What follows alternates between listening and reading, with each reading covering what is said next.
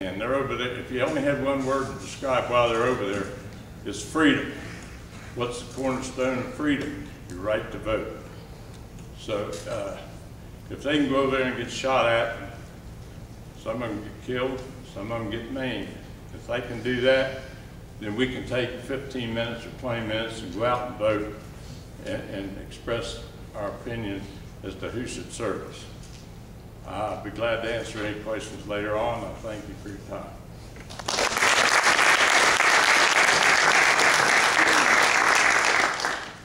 Yes, just a reminder for our candidates to do stick around because our groups do have some questions for the various candidates.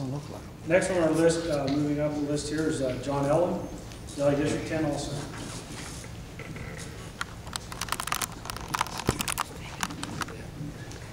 Thanks, Jamie. If I had known Dan needed some ties, I could have helped him out. I have one with a lot of little elephants on it if he wants to borrow that. Maybe not.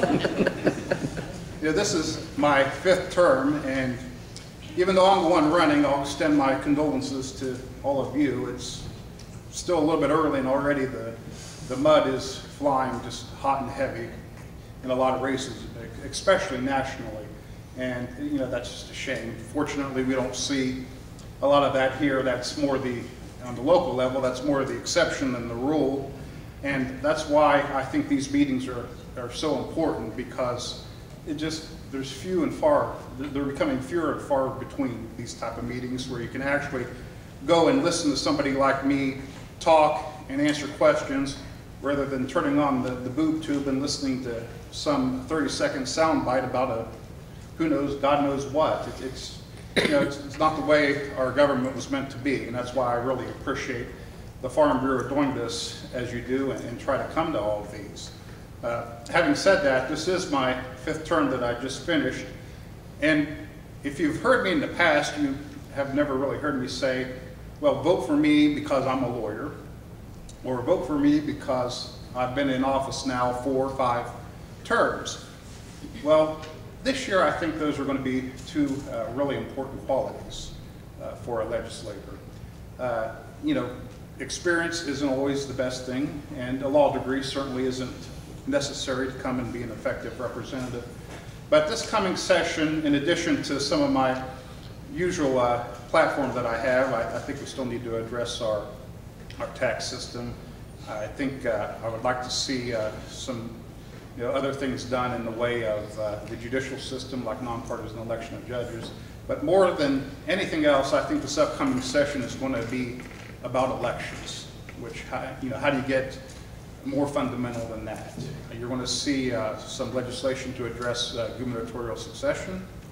As Donna Boley indicated, you're going to see us do redistricting next year, which, how can you get more fundamental than, determining who you get to vote for? Now, this year, you may be able to vote for me or Tom or Dan or Fred.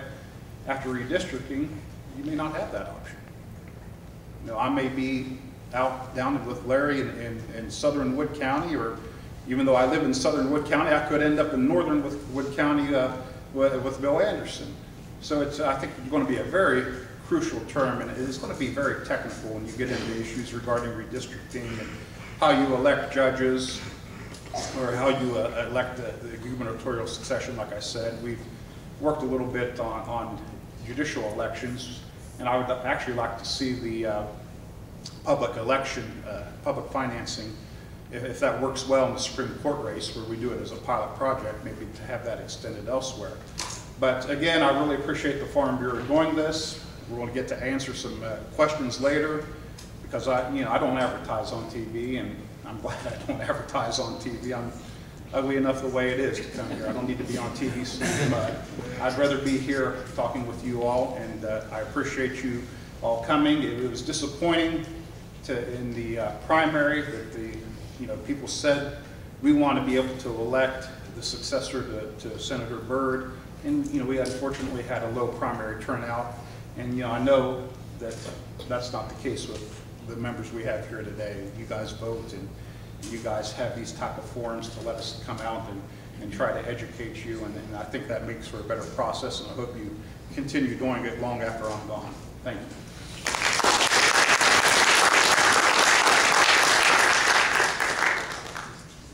Then the fourth candidate, this is a vote for 3 race. The fourth candidate is Fred Gillespie. Fred?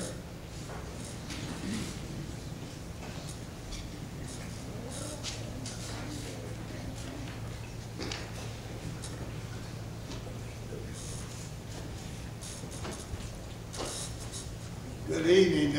I'm Fred Gillespie, the fourth candidate in the race, I suppose. The bit of my bio, born and raised in West Virginia, graduate of Big Creek High School, which is extant now. Went to West Virginia University, AB degree, University of Virginia Med School, University of Iowa, intern, University of Alabama for training in ophthalmology. And that's a big word, but it means eyes. I am interested in politics and seeing West Virginia do well. As a matter of fact, I don't think when you compare it with other states that West Virginia does very well. To start off with, I'd like to say that the family income in West Virginia is the last among all the states. It's lower. And I can't remember all these things. Corporate income tax rate's 9%.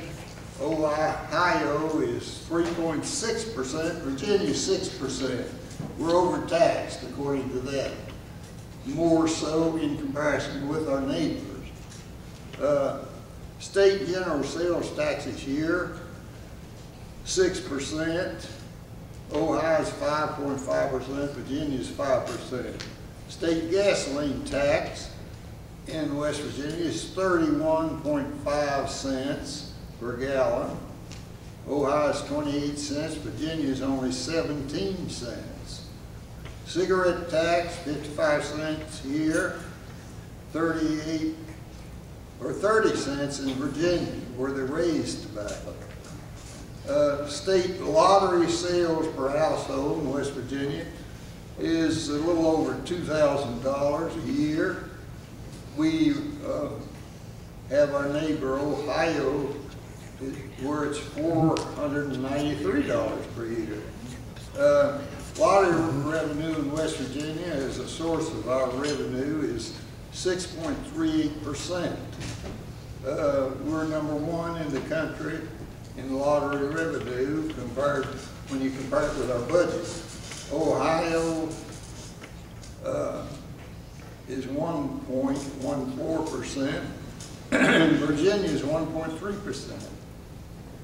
We have other taxes that other states don't have also, such as franchise taxes. I think our food tax hurts our economy.